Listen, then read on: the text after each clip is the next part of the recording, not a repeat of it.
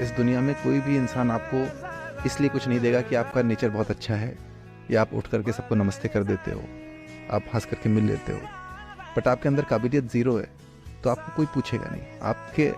आपका नेचर अच्छा नहीं भी है बट आपके अंदर काबिलियत बहुत अच्छी है, बहुत ज़बरदस्त काबिल इंसान हो, तो दुनिया आकर के सलाम करेगी। सबने महसूस किया होगा एक ज़माने में आप बड़े अच्छे रहे होगे, सबके पैर छूते होगे, लेकिन लोग इज्जत नहीं करते। आप फेमस हो जाओ, आप नाम कमा लो, पैसा कमा लो, आपके 4 ऐप होंगे, फ़ोन नहीं उठाओगे, फिर भी लोग कहेंगे हमारा लड़का। एक पुरानी कहावत है कि समर्थ के नहीं दोष गोसाई। एक सामर्थ्यवान व्यक्ति के अंदर कोई दोष नहीं होता।